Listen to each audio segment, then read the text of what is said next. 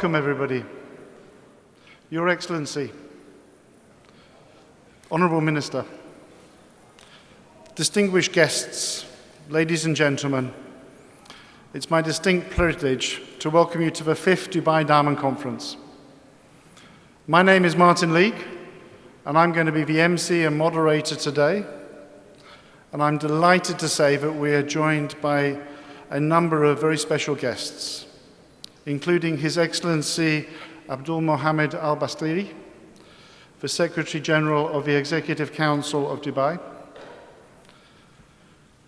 His Excellency Fahad Al-Ghagari, the Chief Executive Officer of Dubai FDI, and the Honourable Minister, Dr. Dmcc Azevedo from Angola, the Angolan Minister of Mineral Resources, Petroleum and Gas, and many other leading figures in the diamond industry. Thank you and a warm welcome to everybody. First, a few housekeeping points. Dubai has reduced its COVID restrictions. However, we ask for everybody continue to wear their masks during the day. In case of emergency, the emergency exits are located on the left over here. There's 2 doors, and the muster station is outside in the car park. And now I need to recognize our sponsors, and we have a lot of them, so thank you very much. And it's important to take a moment to just say thank you to all of them. We have 3 platinum sponsors: Kotoka, Star Gems, and Sonova. Our gold sponsors, in alphabetical order, are 3X Diamonds, Churon, Diaruf, Endiama, the National Bank of Fujairah, SBMH, Sodiam, and Transatlantic Gem Sales. Our silver sponsors are Arosa, Arcelanian, BH Diamonds, De Beers, Dianco, Dimple Jewels, Emirates MBD, Fine Star, the GIA, HK Dmcc, Julex, KGK, Princess Global Trading, Rosy Blue, and SRK. Last night's cocktail reception, which was brilliant, we enjoyed it, was sponsored by Kieran Gems. Our lanyard sponsors are Delgato. The delegate bags that you all received when you came in is sponsored by Coin International. Our 2 logistics partners were Brinks and Transguard. We're delighted to have Rappaport as our official media partner and the new jeweler as our knowledge partner. And for the gala dinner this evening, the tables are sponsored by Asian Star, Bonus, Brilliant Diamond, La Maquillez, DM Bell, Diarush,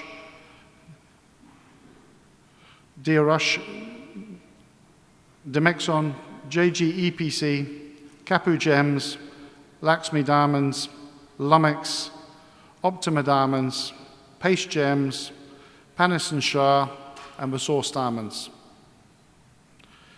And we'll go back to this slide for a moment. The Wi-Fi sponsors is the Diamond Foundry, and the login details are here on the screen.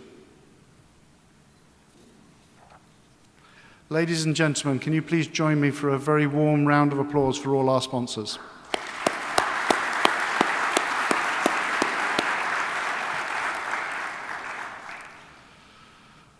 One more slide, we're nearly there. Just a quick word about the nature of the conversations today. Naturally, there are a number of competitors in the room, so it's critical that conversations do not breach any industry competition laws. This goes without saying, but disclosure or exchange of competitively sensitive information is strictly prohibited. Here on this slide, we have some obvious examples of critical information that must not be shared. But I trust we all are on the same page on this. And now, to get things started, I want to show a very short video of for Burj Khalifa. Please.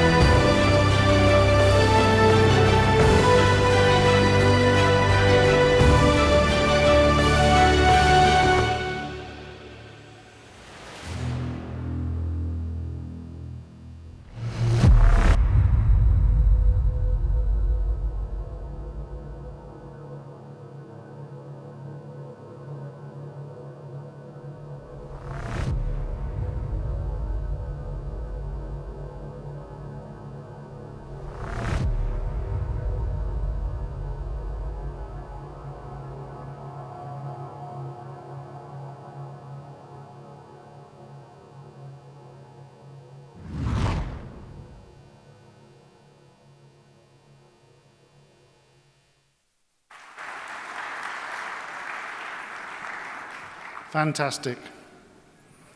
And now to officially open the conference and welcome on stage the Executive Chairman, the Chief Executive Officer of Dmcc, the Chairman of the Dubai Diamond Exchange, my privilege to introduce Mr. Ahmed bin Salem. Ahmed. His Excellency Abdullah Mohammed Al-Basti, Secretary General of the Executive Council, His Excellency Dr. Diamantino Pedro Azevedo, Minister of Mineral Resources, Petroleum, Gas, Republic of Congo. Your Excellencies, distinguished guests, ladies and gentlemen, a very good morning to you.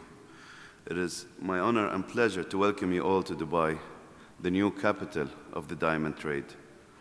For some of you, it may be your first time with so much to explore, and for many, welcome back. Nearly 6 years ago, many of us gathered here at Al Mas Tower in this very room as the UAE chaired the Kimberley process as the first Arab country to do so. Key discussions were had. Sweeping policy changes, solutions to price discovery for rough diamonds, common fund for NGOs, and a lot of progress. The Kimberley process had set the standard for other minerals and is always looked at as a benchmark. And in 6 years that have passed, so much in our industry has evolved. We have shared and tackled challenges together, in sickness and in health, in good and in bad markets. We endured the pandemic, saw new disruptions and innovations across the value chain. And today, we gather to reflect and look into the future at a Diamond conference that sold out quicker than any of its predecessors. Despite discussions and the planning if we should do this or not, we hoped for the best, we pushed, and thank you all for showing how important Dubai is and this event is.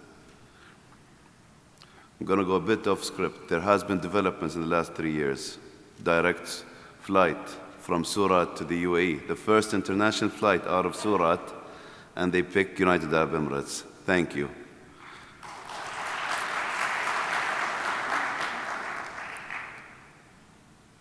When I booked for the flight to Tel Aviv, I didn't know that it was about the first flight. I just wanted to go on a few meetings and relax during the National Days vacation. And my travel agent, you want to be on the first flight to Tel Aviv? Fine, yeah, that one. But there's an Emirates airline, like, no, put me on Fly Dubai. There's no transit. You don't understand how much less headache it is without transiting. To quote His Excellency Mohammed Al-Khaja, when he heard that I've traveled to Brazil and all these places, he's like, I'm waiting. This is before the UAE-Israel Business Forum. He said, you could have come this morning on a Zoom call. You could have come this morning, met, had a few meetings, and come back at night. That's the advantage of Fly Dubai, 3 flights per day.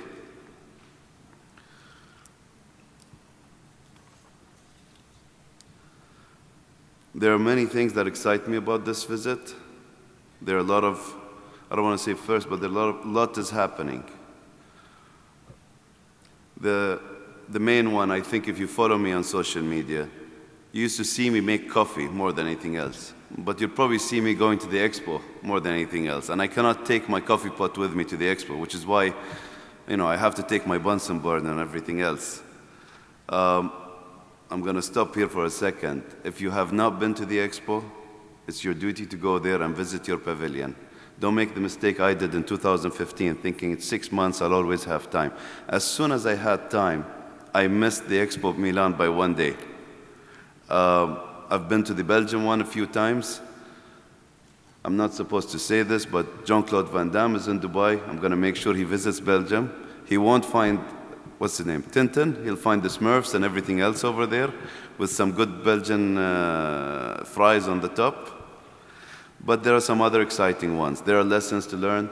There's networking. The people who manage the pavilions are actually visiting each other, doing business. And that's what the Expo is, connecting minds, building the future. We're often considered a new country, but we are both new and very old. And this defines our culture and our passion for trade. Dubai was founded a little over 200 years ago, and it was founded as a tailor-made center for international trade. Over 100 years ago, Dubai established the principles of a tax-free environment for import and re-export and the trading of goods. Over time, our visionary leadership built an environment that was safe and where merchants from around the world could find common ground to trade. We were and are the marketplace for merchants of the region, attracting an even wider circle of traders and suppliers to our trading house and our ports. And lessons we have learned over time have no doubt allowed us to adapt in a world of shifting change, not looking to different things, but to do things differently and better. If you've read His Highness' book, My Vision, he talks about the mistakes and lessons that Dubai has, putting all its eggs in one basket. The pearls is one example. During the war times, the world focused on necessities more than luxury. But the mistake wasn't about just the situation. It was the fact that the pearling industry did not diversify. Then he refers back to why Emirates Airlines and the UAE connected with more countries. It was focused mostly on Iran due to the wars in the 80s. That affected us. So every challenge that comes by, do expect this country and city to grow stronger and get better. And I think if you want to look at an example of that, we performed strongly in 2020. This video you saw was in June of 2020.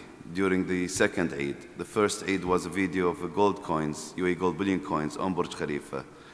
2021 was another interesting year where Dmcc registered 2,845 companies, only in 2021. Never in our history have we registered anything close to that. And we anticipate a very strong push this year as well. This brings us to the diamond trade. Here we are discussing one of the world's most precious commodities in a country where virtually zero diamond trade took place 20 years ago. And as I stand here today, I am humbled and very grateful to share with you that in the year 2021, Dubai became the #1 rough diamond trading hub in the world.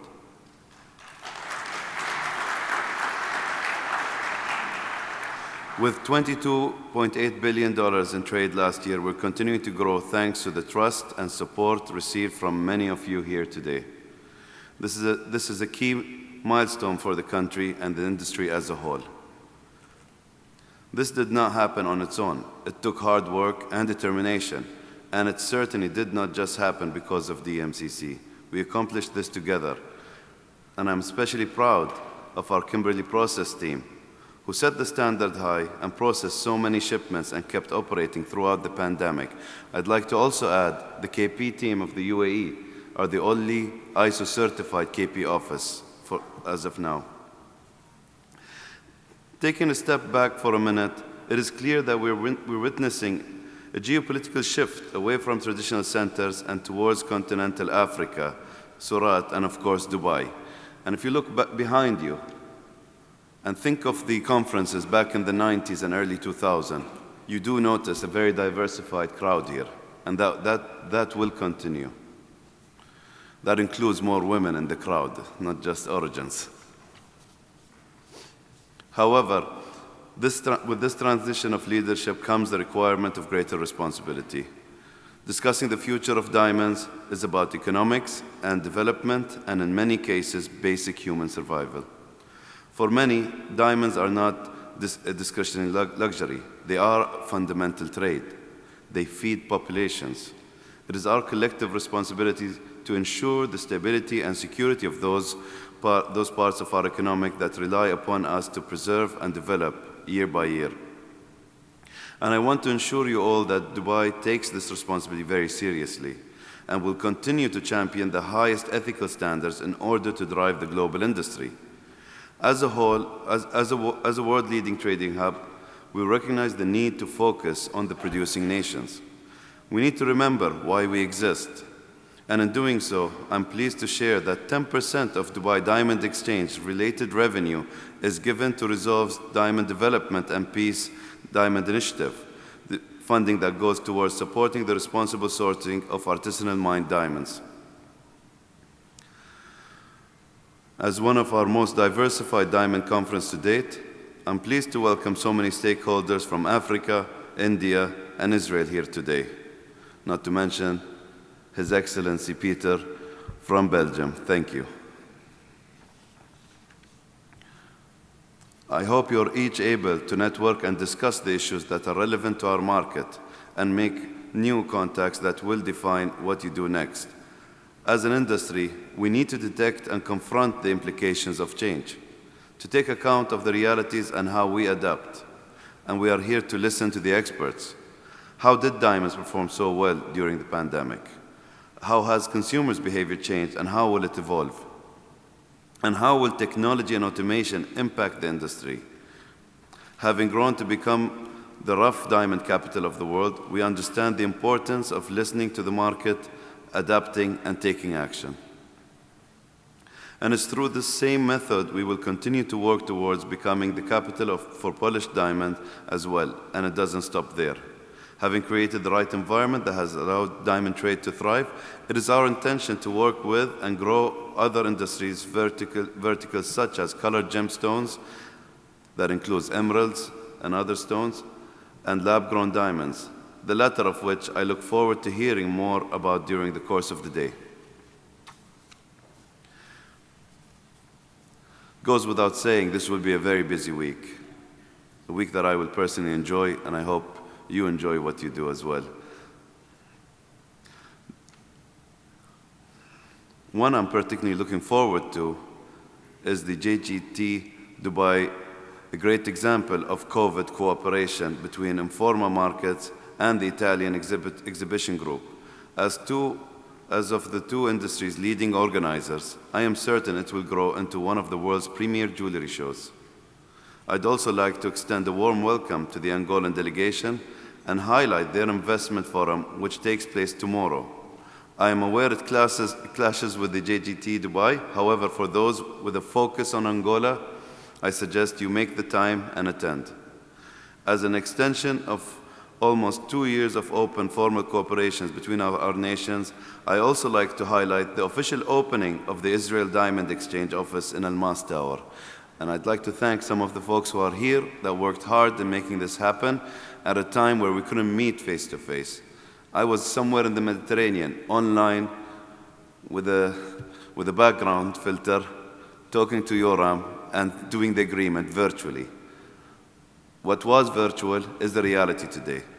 It's already been blessed with the mezuzah over there, and you could see it on my Instagram. But this official opening is happening, and the business is growing, going both ways. We also have the World Federation of Diamond Bourses and International Diamond Manufacturing Association's presidents' meetings, as well as live demonstrations of the Dmcc machines by Sinova. And finally, I'm pleased to announce we will also be unveiling the De Beers Cullinan Blue, potentially one of the most expensive colored diamonds to be sold at auction by Sotheby's. Will be on show in Almas at the end of the week. Before I hand over back to Martin Leek, it only leaves me to welcome you once again to Dubai and wish you all a very successful and productive conference. Before I end, I'm going to end in the next 10 seconds. I seriously thank everyone that contributed to where we are today, including constructive critics, non-constructive critics, that kept us on our toes. And for the historically leading centers, there's a lot to learn.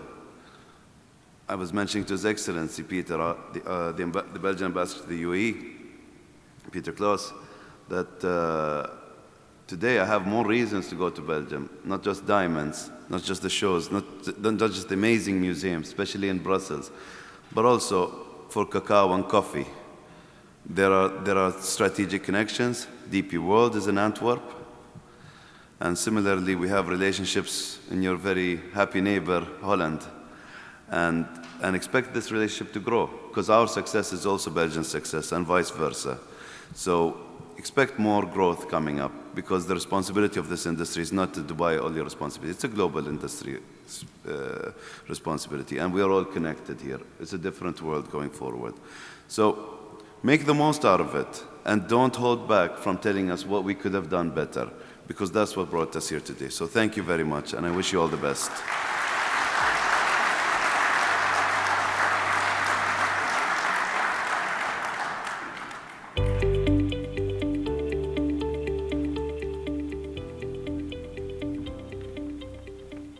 Thank you very much, Ahmed.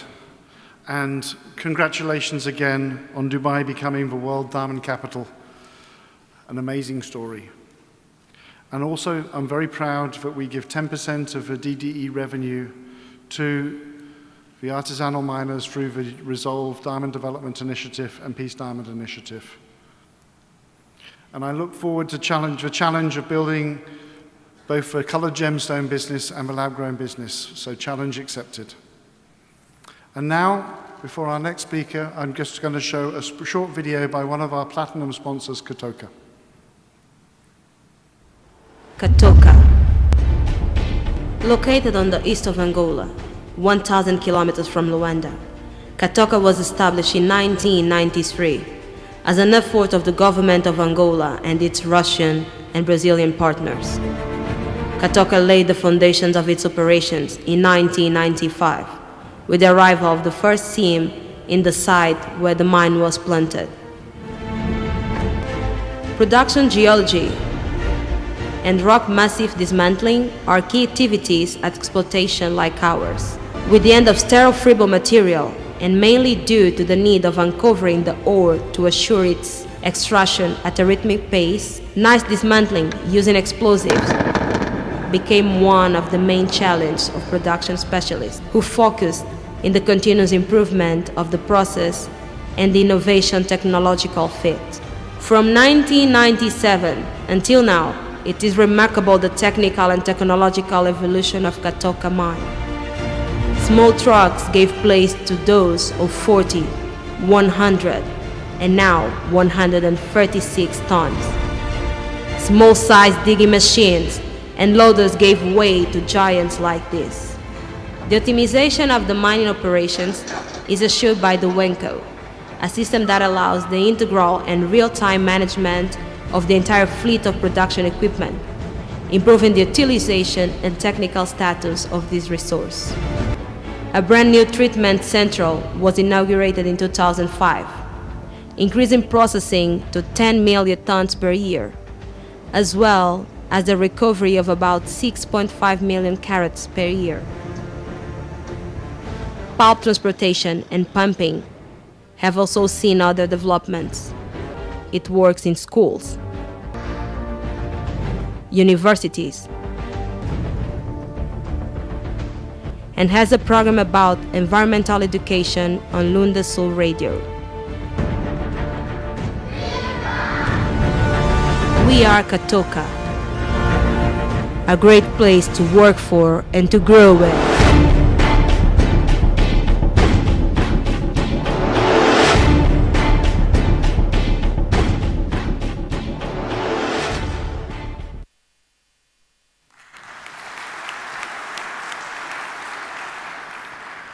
Great. And now it's time for our next speaker. Let me introduce the Honourable Minister of Mineral Resources, Petroleum and Gas from the Republic of Angola, Dr. Diamantino Azevedo. Please, sir. Your Excellency.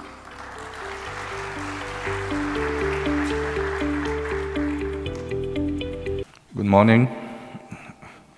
RDC is our neighbor country. It's our brother country, but I'm coming from Angola. Excellencies, honorable guests, ladies and gentlemen, all protocols observed, it gives me great pleasure to speak at this edition of the Dubai Diamond Conference, which I feel is an important industry gathering comprising of industry experts and corporate leaders of the diamond industry. I extend my heartfelt gratitude to the Honorable Mr. bin Sulayem, Executive Chairman and CEO of the Dubai Multi-Commodity Center and Chairman of the Dubai Diamond Exchange, for having invited me to address this conference. We understand that Dubai and the Dmcc are today one of the most important centers in the diamond industry, and Angolan diamonds have substantially contributed for it, since majority of our diamond export comes nowadays to this city. I am immensely proud of Angola's friendship with the United Arab Emirates. Since the time Angola was the Kimberley Process Chair in the year 2015 and UAE the Vice Chair.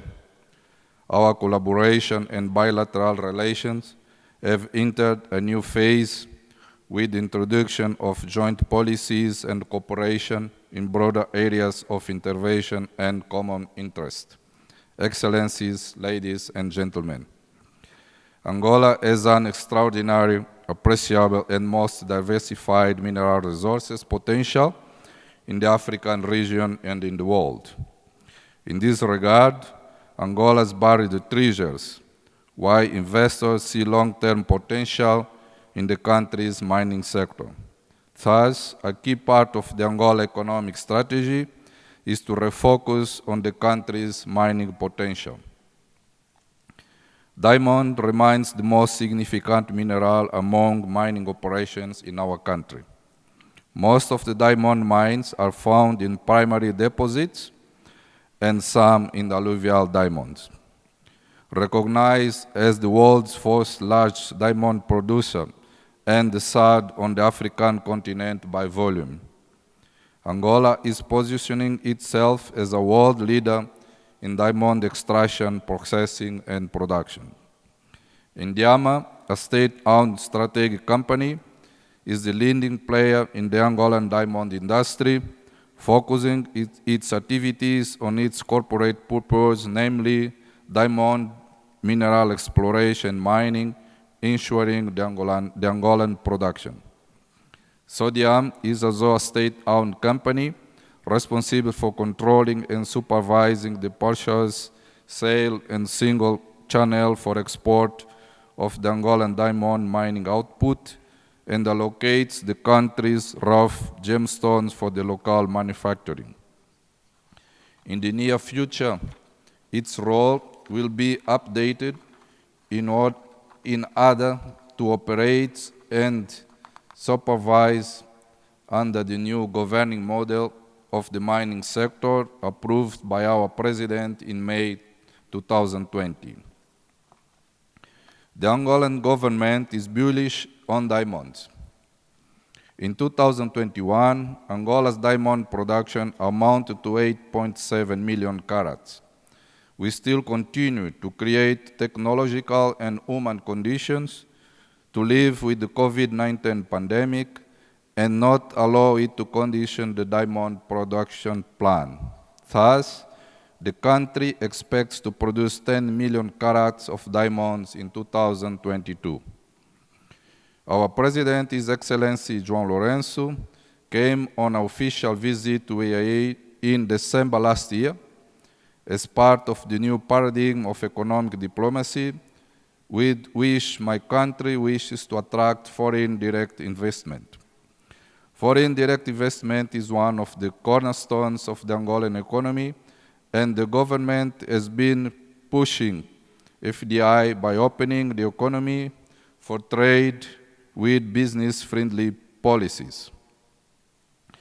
Diamond showing an excellent potential and has been paramount in the Angolan government for attracting FDI, and Angola is indeed looking for companies with investment potential to help materialize this aim. We are inviting large companies with investment potential to invest in the mining sector and to make Angola their priority home. I am happy to state that the Republic of Angola and the United Arab Emirates are cooperating in various sectors such as oil and gas, mining, trade and investment, energy, defense, transport, agriculture, banking, telecommunication, finance, and so on. Dubai's relevance in the world is growing, with the vision of the ruler equally complemented with resources moving from west to east and north to south. This shift means we need greater cooperation between the consuming and producing nations, and Dubai is perfectly located to assist various trade sectors involved. Angola has been exporting around 90% of its rough diamonds to the UAE in the last couple of years. That has indeed endorsed the long-standing partnership between the two nations. Excellencies, ladies and gentlemen, the Angolan government has embarked on a journey to reform the country's mineral resources, diamonds in particular. As part of the reforms, the industry adopted and approved in year 2018 a new rough diamond policy with the related technical regulations.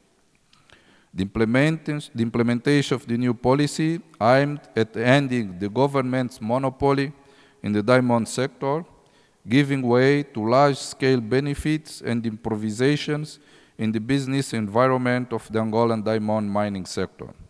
By doing so, Angola is offering huge opportunities to investors to establish cutting and polishing factories in the country and enhance their expansion and growth prospects.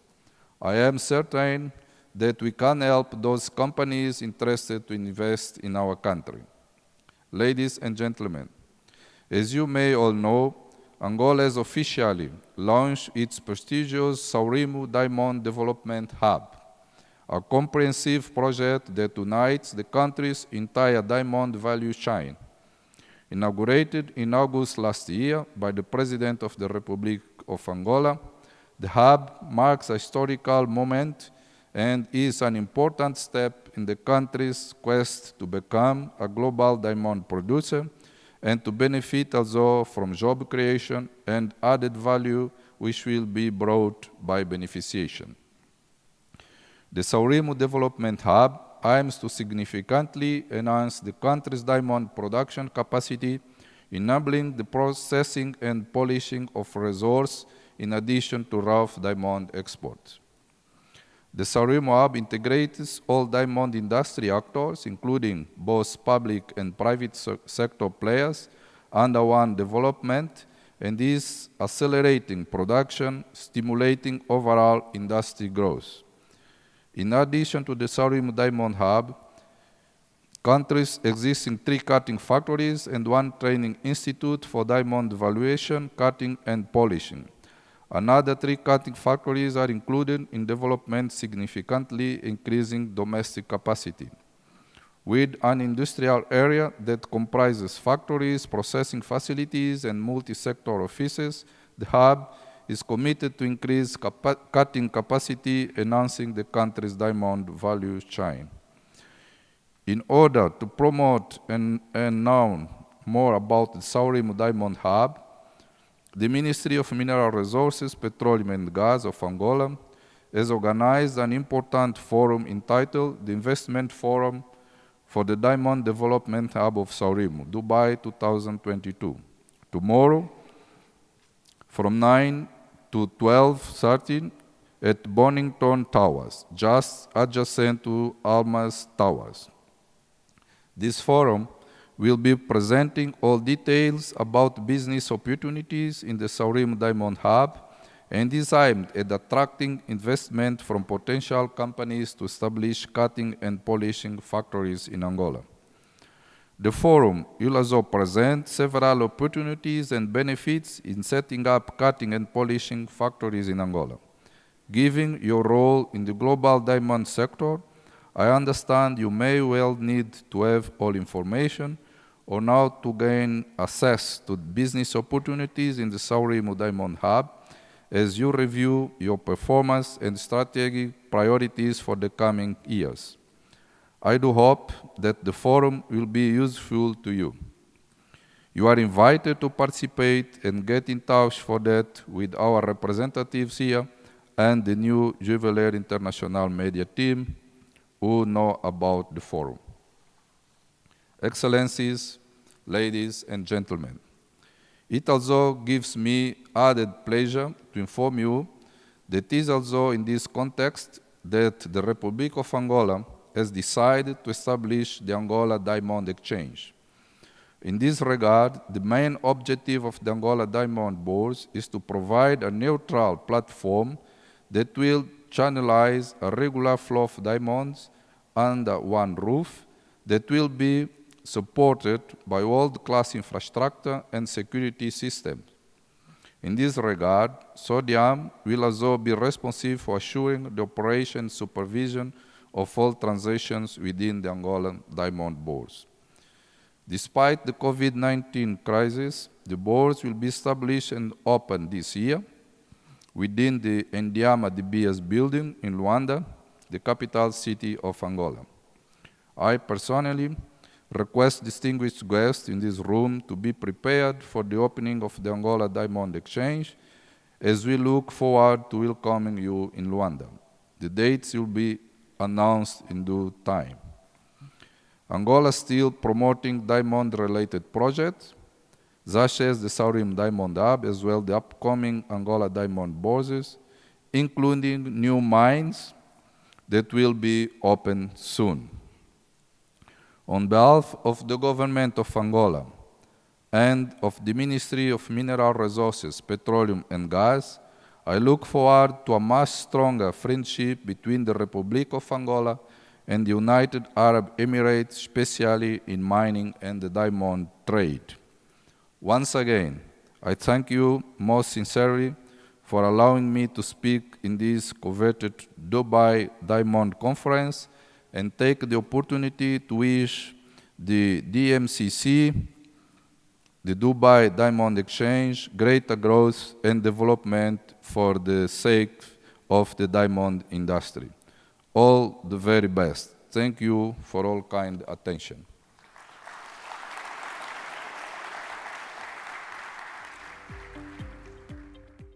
Thank you very much, Your Excellency. And very exciting news about the Angola Diamond Exchange. We look forward to hearing more about that and how we can work together. Ladies and gentlemen, this year's conference is a content-driven agenda and focuses on the critical issues facing the industry. We're continuing from where we left off in 2019 when we talked about disruption. And then we have the mother of all disruptions that none of us saw coming. But this year's theme, we want to be optimistic and we want to look at the future of diamonds. And we've not met for a long time, so there's a lot to cover. And to help us guide through these discussions, as he did admirably last time, I'd like to welcome on stage Anish Agarwal. Anish is the co-founder and partner of GemDax and will be the moderator for the next 3 sessions. Anish, over to you. Thank you very much, Martin, for that kind introduction. I really appreciate it. It's an honor to be here, and I'd like to thank the Dmcc for inviting me back. Your Excellencies, Honorable Ministers, distinguished guests, good morning. I'm going to add my welcome to you all as well. Welcome to the Dubai Diamond Conference 2022. We're thrilled this has actually worked out and we can all meet in person and discuss some of the biggest issues facing our industry today. As you can probably guess from the conference theme, today we are really going to dig into what the future of the diamond industry holds in store for all of us. Martin mentioned the last conference, which took place in September 2019, which honestly feels like a lifetime ago. At that conference, disruption was our key theme, and we discussed it in a lot of detail. We talked about the defining issues that we thought would be disruptive at the time, issues like automated diamond manufacturing, issues like lab-grown diamonds. And we thought disruption would actually be the defining characteristic in the few years following the 2019 conference. We thought it would shake things up. And it turns out we were absolutely right that disruption would shape our future. We were just slightly wrong about the type of disruption that would do it. The disruption of COVID-19 has affected pretty much everybody in the world and is still affecting many of us. In 2020, large parts of the world essentially shut down. We saw lockdowns, we saw restrictions that went on for weeks, months, and beyond. People had to adapt to a new way of living. Businesses needed to adapt to a new way of doing business. When COVID first hit, many of us, and I admit I was one of them, were concerned at the way the pandemic would affect our diamond industry. Just to get a bit of interaction going, I'm going to ask everybody in the audience to raise your hand if you're worried about how the diamond industry would fare during the pandemic when COVID first hit. Can we have a show of hands? Who was not worried? Okay, thanks for that interaction. Many of us were worried because at that moment, diamonds hadn't performed well compared to other luxury products. Rough diamond prices, polished diamond demand, jewelry demand had all been stagnant, maybe even slightly falling for the last 5 or more years, there was this risk, this real risk, that consumers wouldn't buy diamonds, a product that doesn't have a functional value, at a time of economic and social crisis. If we'd had this conference 2 years ago, maybe instead of the theme being the future of the diamond industry, it could even have been, does the diamond industry even have a future? The good news is we know how this worked out now. It turns out that whilst the pandemic created unprecedented disruption for the world, it created unprecedented opportunity for our industry. It turns out that diamonds have real staying power. They may be a discretionary product, but they've got enduring value. Since the beginning of 2020, rough diamond prices have gone up by at least 30%. Polished prices have held the line. They've gone up in line with that. We've seen surging diamond jewelry demand in all the major consumer markets. It's been incredible. We haven't seen growth like this for a really long time. The question we need to be asking ourselves now is this: where are we going to be in 2 to 3 years from now? The last couple of years were really unpredictable, and we ended up on the right side of that. Things worked in our favor. What if the next 2 years are just as unpredictable and we're on the wrong side of the way things play out? What did we do as an industry to gain such a strong position in the last 2 years? Or did we just benefit from circumstances? What's around the corner, especially as all the disruption we talked about in 2019 is still with us, and these are very important factors that play into our future. We're going to try to answer all of these questions at today's conference. We're going to start by asking the most direct question: why did we do so well during the pandemic? What were the factors that allowed us to do well, and what are the opportunities that's going to create for us as we look ahead? We also need to look at the risks and the threats we could face. That's going to be the focus of the first session, to really look at the market environment. In the second session, we're going to turn our attention to the consumer. The biggest debate at our last conference was around lab-grown diamonds. There's the multi-billion-dollar question about how could lab-grown diamonds affect demand and growth of the natural diamond industry. What's important here is that we need to look at how these two different products interact with today's changing consumer reality. There's no doubt that COVID has changed the way the consumer thinks. It's accelerated certain consumer trends. We've seen an explosion of online sales. We've seen digitization being fast-tracked. And a lot of it is stuck. People who bought online during the pandemic aren't going back to the stores in the same way.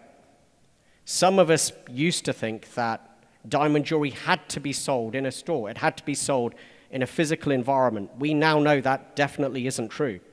So there's digitization. But we're also seeing an increased amount of social consciousness from consumers. Issues like sustainability, issues like climate change. And all this is being led by a new generation, Gen Z, or Gen Z if you're American. And they're shaping the way the rest of us think. How will a more socially conscious consumer make purchasing decisions? How is that going to affect demand for diamond jewelry? So the second session is really going to be around the consumer. In the third part of this conference, we're going to focus on the midstream, which is the bridge between the miner and the retailer. It's the heart of our business, and it's where many of you sitting in the audience do your work. We're going to look at the issues that affect the way you do business, and we're going to start with the technology disruption we talked about at our last conference. We're going to get an update from it. How will manufacturing technology evolve? What's happened practically so far? What's going to happen? Is labor-driven manufacturing going to become a thing of the past? We also need to ask a broader supply chain question. What is the best supply chain for our industry to have?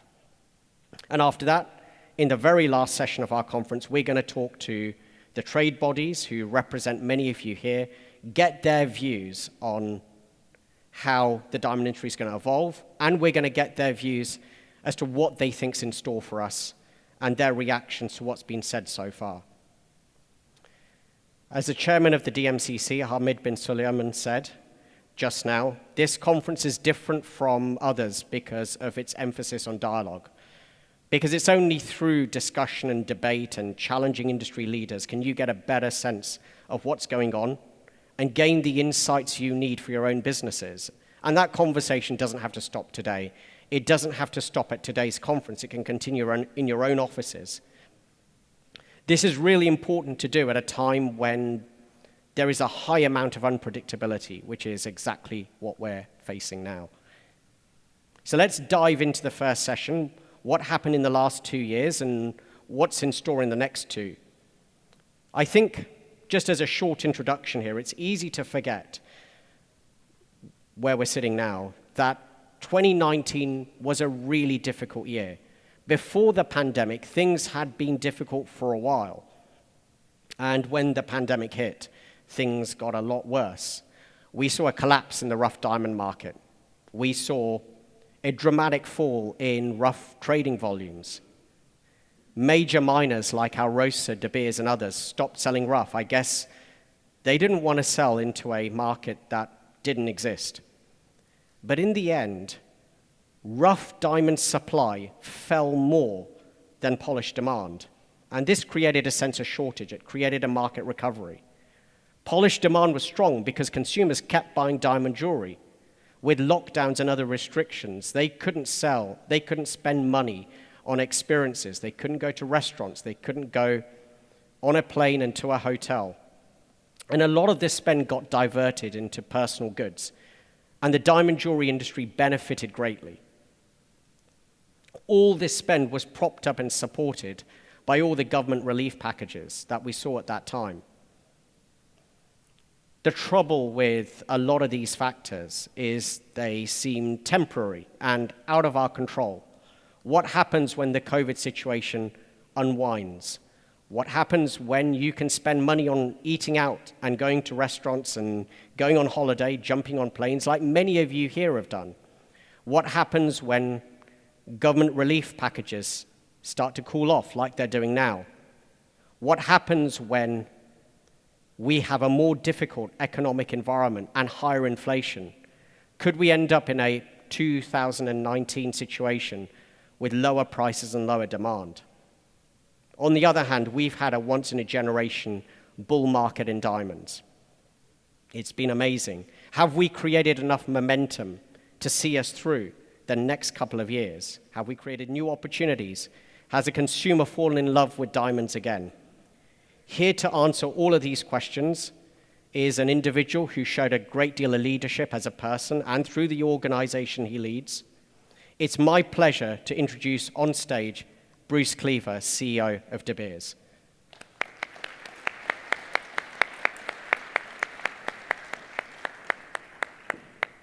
Hi, Bruce. Good to see you.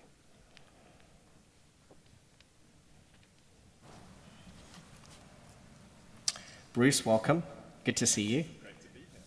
I wanted to ask you, Bruce, just to dive straight in, when the pandemic hit in 2020, what was in your mind at that time? What were the scenarios you saw unfolding? Yeah, I was thinking about that overnight, Anish. I think if anybody told you that in late February and early March 2020 they could see the future, they'd be lying to you. I remember really well in February when the pandemic hit China first.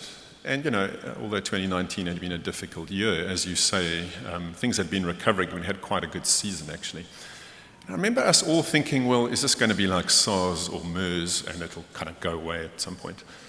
And when I really realized this wasn't just a regional issue, I happened to be on a skiing holiday, which was in Austria, right near Italy, and we were seeing on television all those terrible scenes of hospitals being overrun in Italy. So I gave my holiday up after a day and went back to London, and I think it was that point that we realized how serious this was. I think it's fair to say at that point nobody really knew what came next. I think we all believed, governments, that there'd be a short lockdown and this would all go away.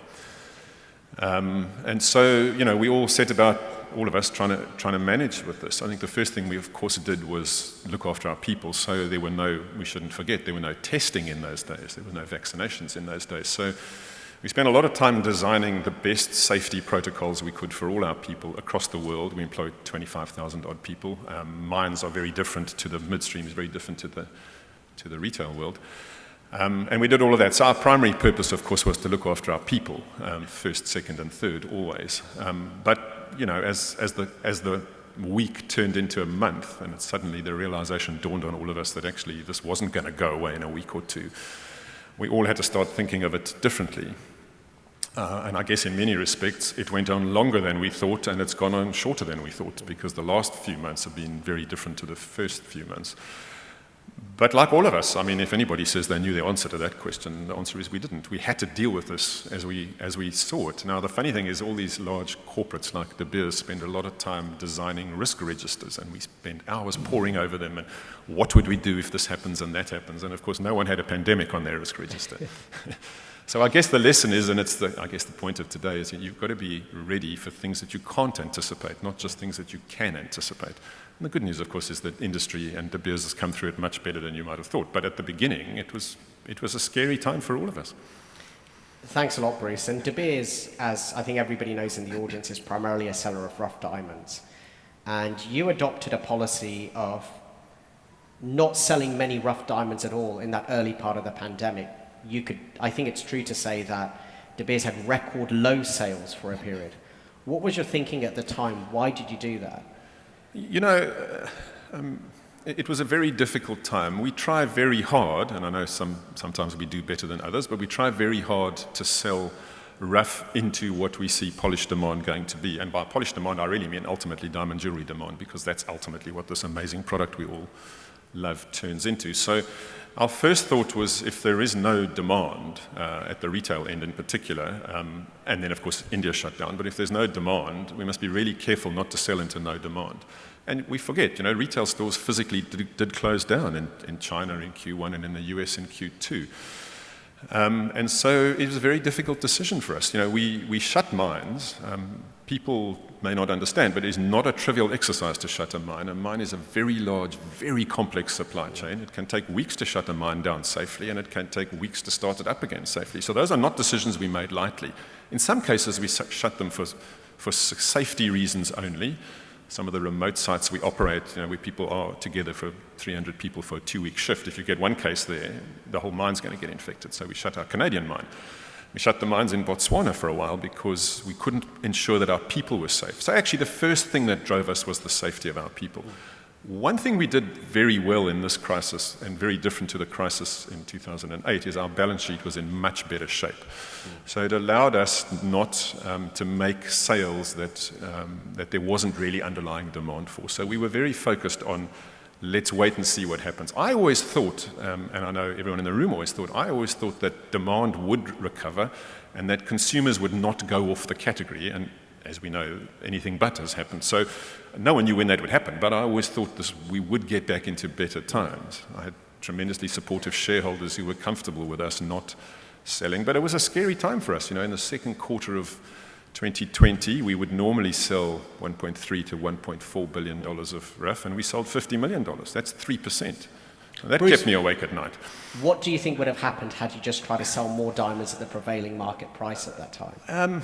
You know, as I say, Anish, the point is we weren't going to do that. But I think one of the things that we felt from prior to COVID is the inventory in the midstream and the downstream probably wasn't in balance, and we probably would have just made that worse. Yeah. But it was painful for us financially. I mean, as I say, we sold 3% of what we would normally budget to sell. That is not a comfortable position to be in. But we did it on the real expectation, more than a hope, the expectation that things would recover.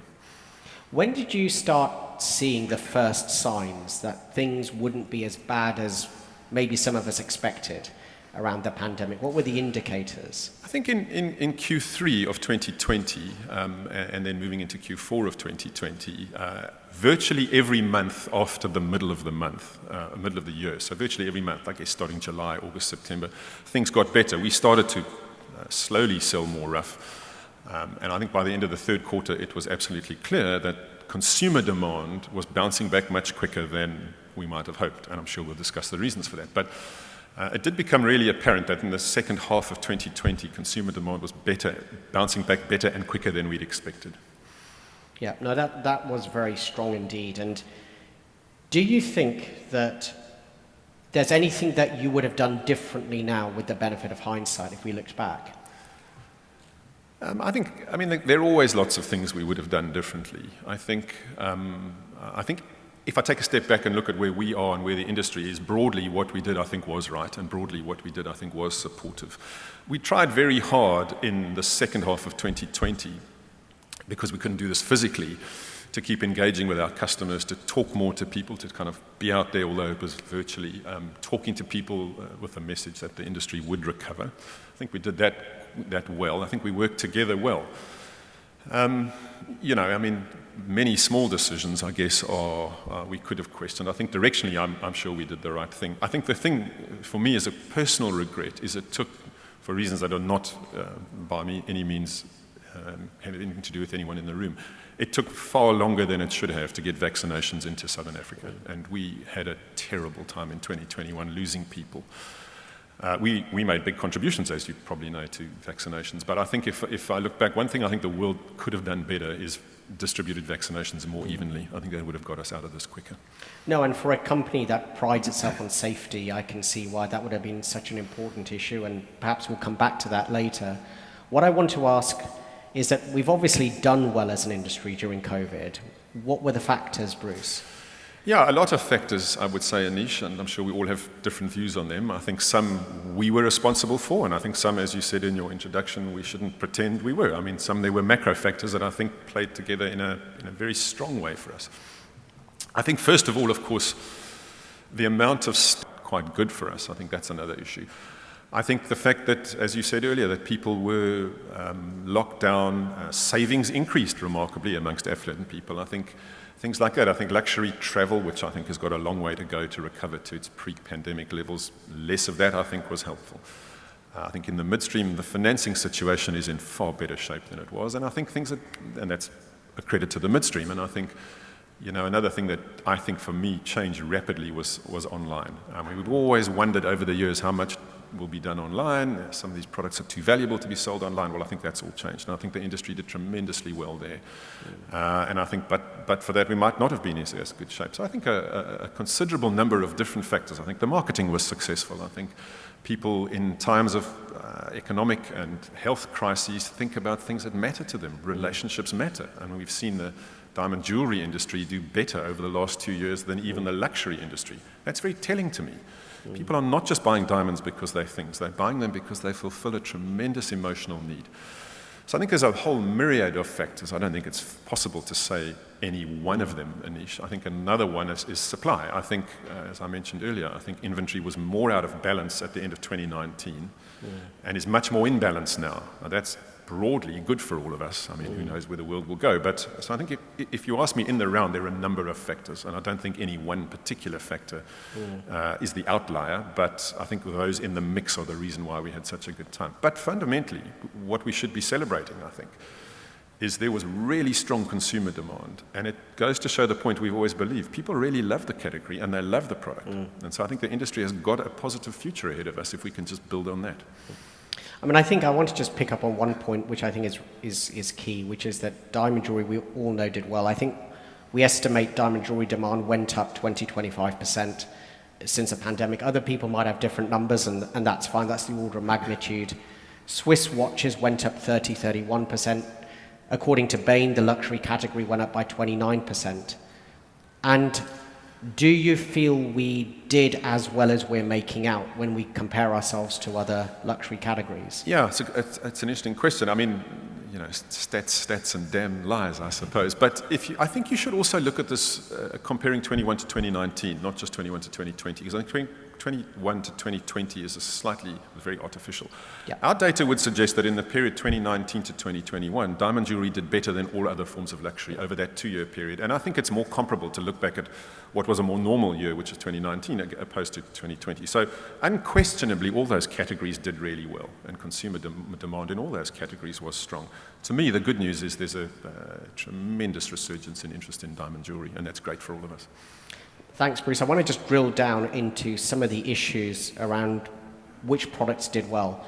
An area that really struggled was smaller, cheaper diamonds.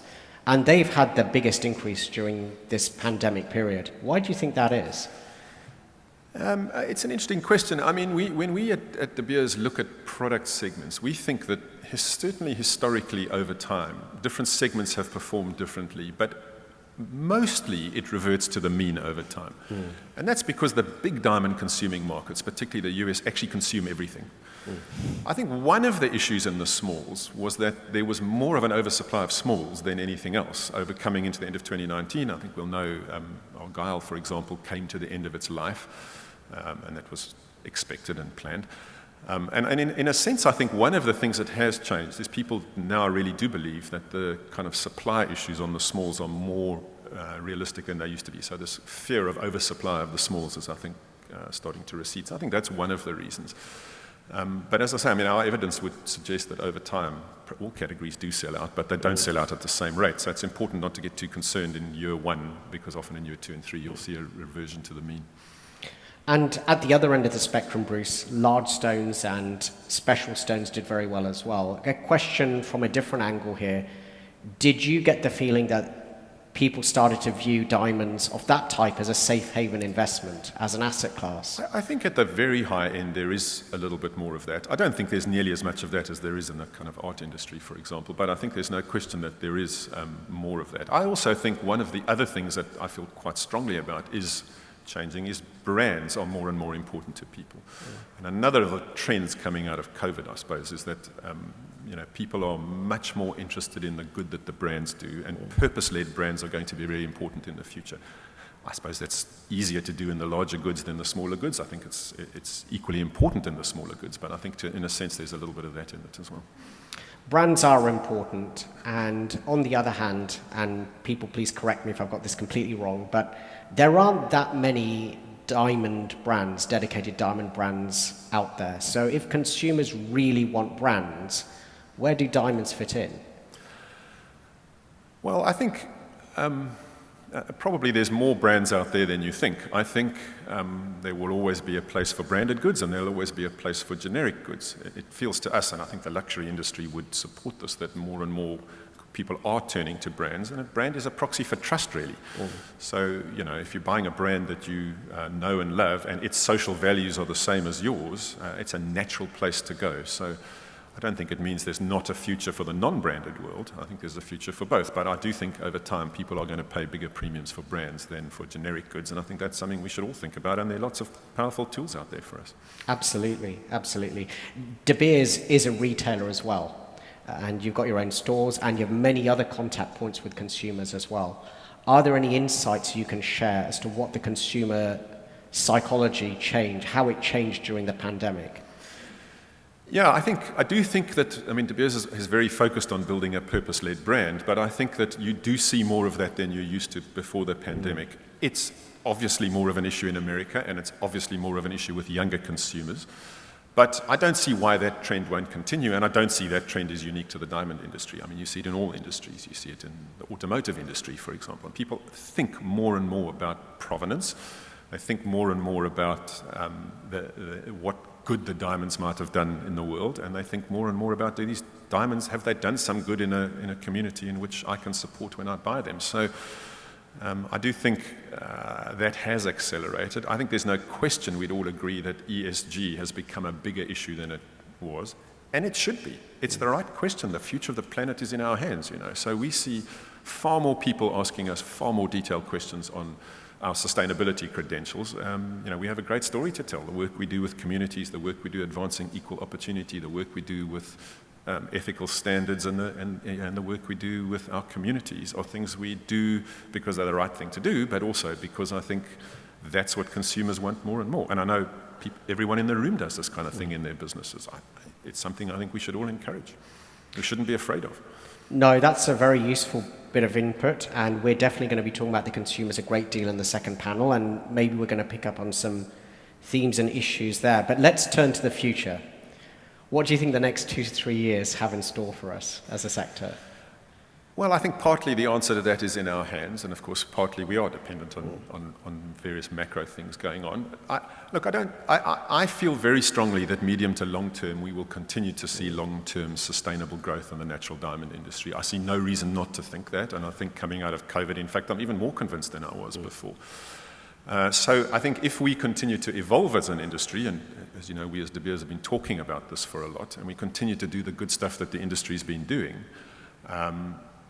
I don't see why that there should be risks to that. There are always risks. Inflation is a risk. You mentioned it earlier. Some of the geopolitical things going on in the world can be a risk, but the world is full of risks. To me, what is encouraging is all the data we have is that consumers feel very strongly and believe very strongly in natural diamonds. So the question is, how do we harness that, harness the learnings out of COVID, and continue to build a sustainable industry for all of us? Because I think that's the rub, isn't it? I think if we go pre-COVID, we weren't having that much growth, and some would argue we didn't have growth at all. We've obviously done very well in COVID. On the one hand, there's an opportunity to build the momentum, so I want to ask you what you think we should do there. On the other hand, a lot of these factors do feel temporary, and they will unwind. People can spend money on experiences.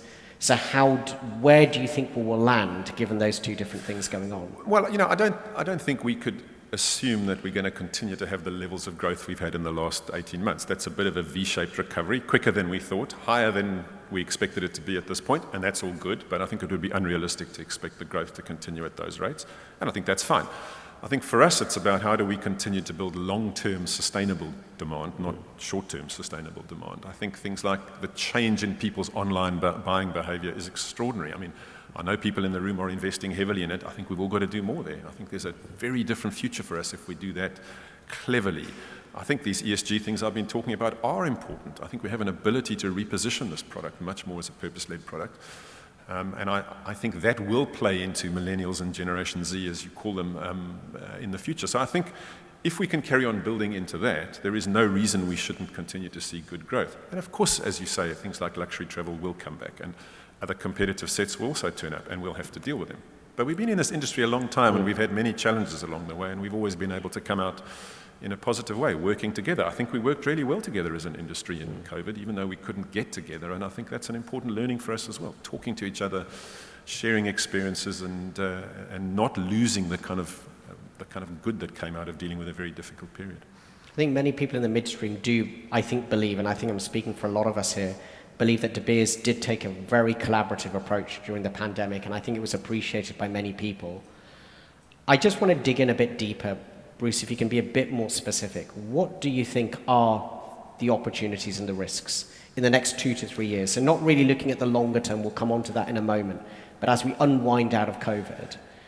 Yeah, I suppose the risks, we've touched on some of them. Inflation is clearly a risk. Oddly enough, our research shows that oftentimes in an inflationary environment, diamonds actually do quite well. Now, that may be because affluent people do better in inflationary times than you might think. I don't think the past is a guarantee of the future, but it's something we'll have to think about. I think, I know there are people who are concerned that, prices are not sustainable. I think we have to think about selling our rough as De Beers, and we only think about De Beers. I don't really think about anyone else when it comes to pricing. Rough is how you sell it into long-term sustainable demand. So I think we have to be thoughtful about that.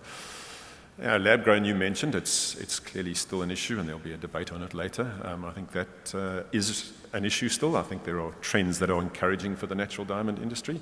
And then there are always things you hadn't thought about. And, one thing COVID's taught me is it's not only the known things that can disrupt you, it's the unknown as well. But I think those are principally the risks. As I say, I think on the demand side, it's how do we carry on telling the good story about what diamonds do, doing it together perhaps a bit more. I think this online future is really important, and I think thinking about purpose, thinking about what consumers want, thinking about protecting the planet, thinking about this amazing product that has basically built countries in Africa. It's an extraordinary story. And so I think if we can carry on harnessing those, collaborating as we've done really well, I think, I don't see why we shouldn't have a rosy future. One of the things that you've touched on, which is potentially really interesting, is that during COVID, we've seen a growing wealth divide. The rich people have got richer, poor have got poorer. How do you think that social change will affect demand for diamond jewelry? I mean, that clearly isn't good for society. I mean, step aside from diamonds for a minute, and I think society is going to have to think very hard about how to fix that problem. From our point of view, we stopped our mines, as you said, for a number of months. I was really clear, though, that nobody would be put out of work at a mine as a result of that. Every single person who stopped mining would be paid. It was really important that they had money to put food on the table and that we looked after their health. And so we invested more than I think we ever have in looking after communities. So I think one way of us dealing with it as an industry, and I know lots of people in the audience do tremendous good here, is continuing to be really clear about investing in our communities and our societies. I think one of the good things, if there is a good thing coming out of COVID, is, take us at De Beers, for example, there's going to be a much renewed vigor about people's health, mental health, physical health, etc. And so how else can we do those kind of things for our communities? Because we can't change the world, but we've got to do the right thing for all of the people who work in our industry. And I know many people in the room do fantastic things in the communities in which they operate. So I think we as an industry can help in that regard. I think the biggest social issue clearly is coming out of COVID. If there's a bigger divide between the haves and the have-nots, that's an issue for the world to deal with. And I think it is absolutely clear that the industry has done a great deal to build social good, build that strong narrative, building on work that we as an industry collectively are doing. But the fact remains the wealth divide is growing at consumer level. Is that a challenge or an opportunity for diamonds?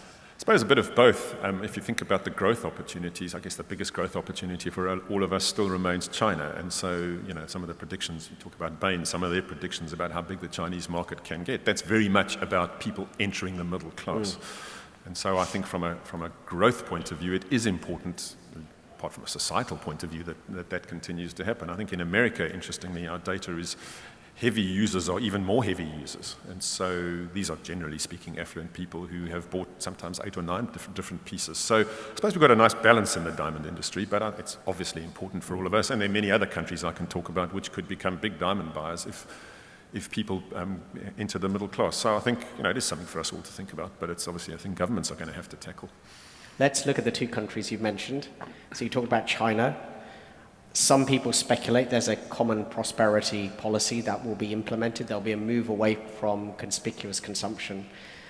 Some of my friends and colleagues in the finance field are increasingly bearish about China.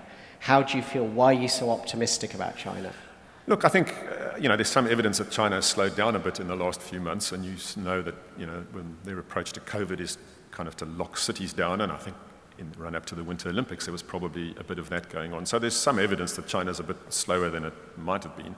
I don't think we think that the change in policy in China is aimed at the diamond industry, and nor should it have necessarily a particular impact on the diamond industry. The research, of course, is very encouraging, which is people in China are really positive about diamonds. And if you think about 20 years ago, there was almost no industry there. So I think that there is still a big opportunity there.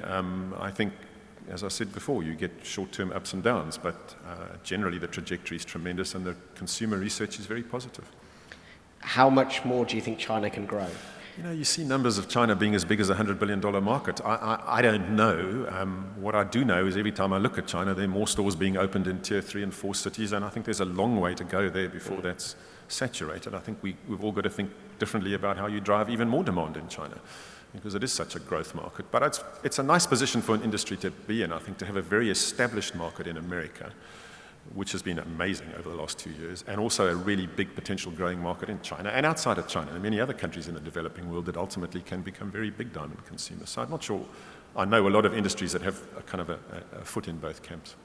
We've talked about the US. You've described the US as an established market, and it certainly is. It's been the backbone of our industry for a long time. Do you think we're saturated in the US?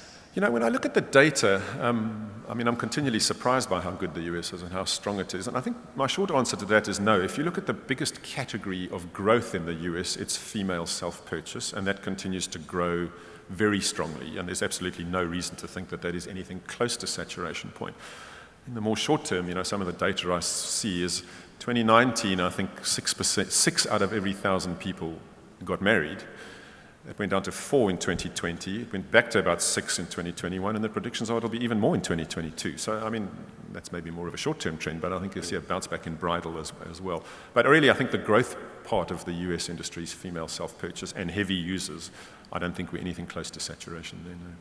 No, absolutely. Just a small question around that bounce you've talked about in engagements. In a way, we have seen record numbers of engagements and record number of marriages. To what extent do you think demand in the US is borrowing from the future? In other words, we've kind of grabbed some of the forward-looking demand right now. Yeah, I think there is an element of that. And so when we think about the future, which is one of the reasons I think that growth will return to more normal levels, I think there's no question at all that there's been a trend in some people to think, well, I don't know where I'm going to be in 3 years' time or 4 years' time, so let me do it now. And that's been good for us. That can't continue forever, so I'm sure there is an element of future sales being brought forward. As I said earlier, what does give me more comfort, though, about the future is that has not created an imbalance in the inventories around the world. So yes, I think this strong bounce back we've seen at the end of 2020 and 2021 probably can't keep going at the same rate. I totally agree with that. But I don't see why there shouldn't continue to be decent demand, as I said before.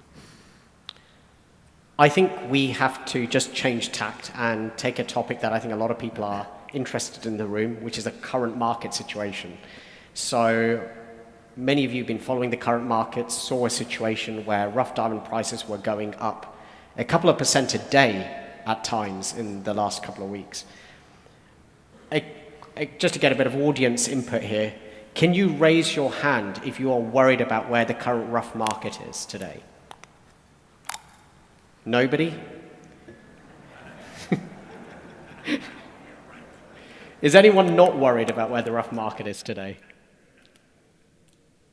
Okay, thank you for that interaction at that very high level there. Well, that answers the question, Anish. Bruce, how would you characterize the current state of the rough market? As I said earlier, there are certainly reports of significant premiums being paid for parcels of rough. I think from my point of view, and to be clear, I can only speak for De Beers here. I and my team are really focused in when we set rough price, and we do it very carefully for every site. And we do, as best we can, set that into what we think will be consumer demand by the time that rough turns into polished for that rough, as in diamond jewelry demand. So we try very hard to match demand and supply and not to do anything other than that. That's all that I try and do. If other people have a different strategy, I can't comment on that. But to me, it's worth thinking about, that's how I see the most intelligent way of building long-term sustainable demand. But in any industry, there are ups and downs along the way. You talked about secondary prices. We've also seen auction prices that look like they've gone past the point of rough to polished profitability. Why do you think that's happened? Well, I don't know. I suppose, again, a combination of things, a bit of exuberance in that area, maybe people having thoughts of supply shortages. I think there's no question that supply is perfectly stable, but isn't going to be as high as it might have been in the past. So I think people might think of that. I think short-term speculation is always into this industry. That's not how we like to think about it. We think about medium to long-term stability. So I think there are a number of reasons for that. And this happens from time to time in the industry. I want to ask you, Bruce, do you have any advice to people in the audience who are currently engaged in this market situation? What would you tell them right now? Well, it's not really for me to give other people advice on how to run a business. I mean, that wouldn't be appropriate. And I don't understand other people's businesses nearly as well as they do. All I can say from my point of view is our objective is to build medium to long-term sustainable growth, and we try and be very thoughtful about that.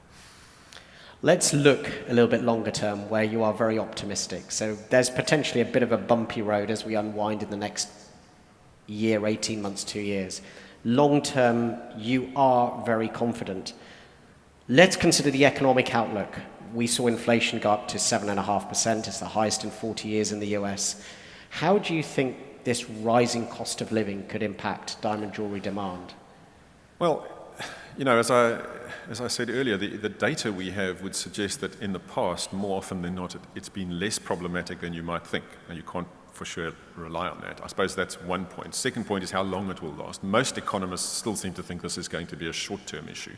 We all have a different view on that. I suppose the traditional view of things is that it's going to lead to interest rate increases, which for sure it is. That means mortgage costs are higher, people have less disposable income, and so on. That can't be good for diamond jewelry demand. I think we'll see. I think, as I said earlier, that doesn't necessarily follow for affluent purchases. And I think, as I've said a number of times today, I think the fact that the inventory across the entire pipeline is much more in balance means we are in a better shape to deal with whatever might come along the way. But of course it can be an issue, and it depends how long it lasts and how severe it is. As I say, every economist that I look at thinks it's going to be shorter term than you might think, but let's hope that's right. No, absolutely. And I think you've talked about sustainability as a key factor in driving attractiveness of this product, showing more social consciousness. What else do you think we can do to be higher up the pecking order when it comes to consumer spend? Yeah, I think, as I've said before, it's about collaboration. I think we've all got to think about more marketing and more effective marketing. We will have spent, I think, as you'll see when we announce our results, more money on marketing in 2021 than I can remember in my time at De Beers. So I think that's an important thing. I think we've got to think, as you say, about sustainability and how we can turn that into an advantage. We struggle as an industry to tell a good news story better. Now, lots of cleverer people than me are in the room working on this. But I think the more we can find better ways of telling a good story better, the better that will be for us. And there are obviously lots of tools and platforms out there for us to do it. So to me, it still comes down to all of that. It still comes down to, how do we make this product continue to be relevant for consumers?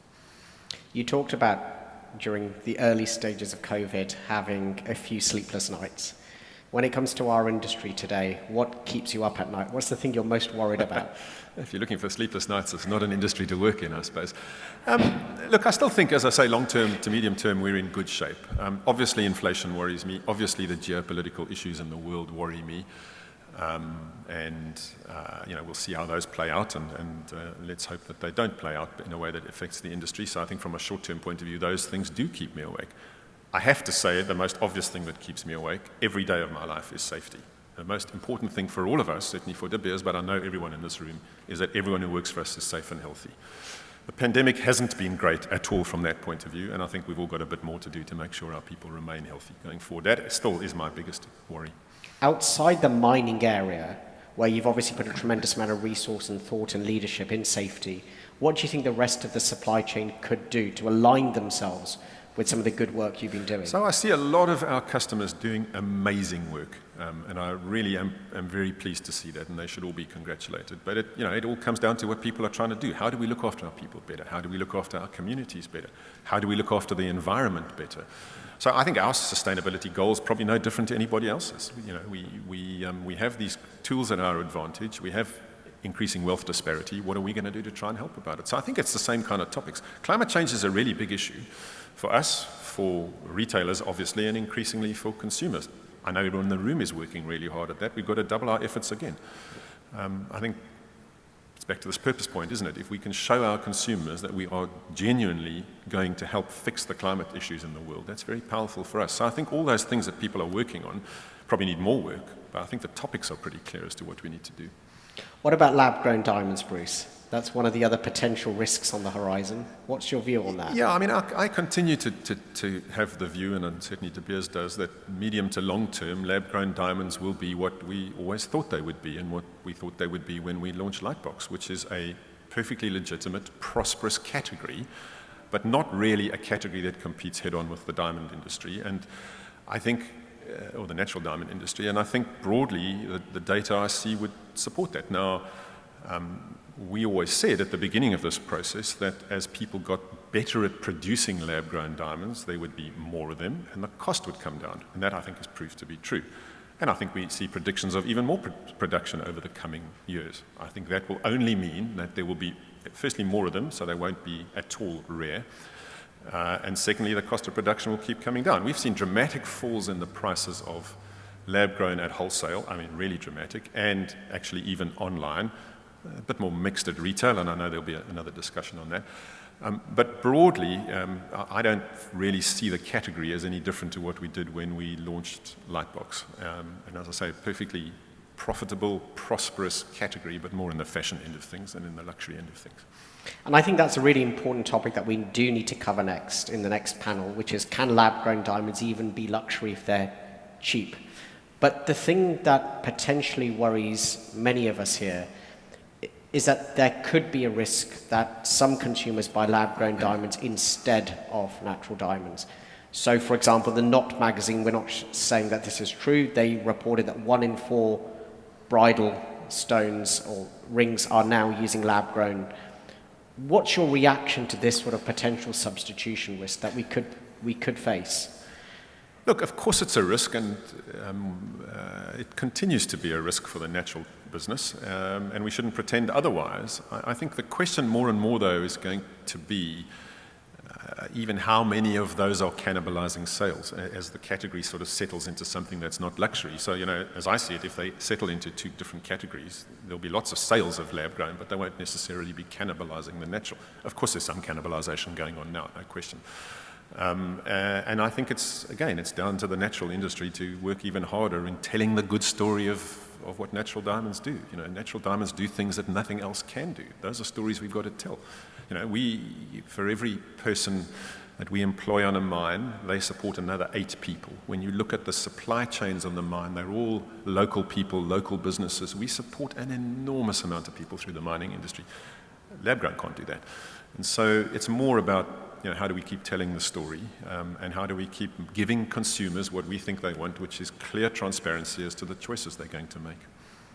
If we do a great job and we phenomenally promote diamonds and production is limited, what do you think about the scenario where that difference, that delta in demand is filled by lab-grown instead of natural diamonds?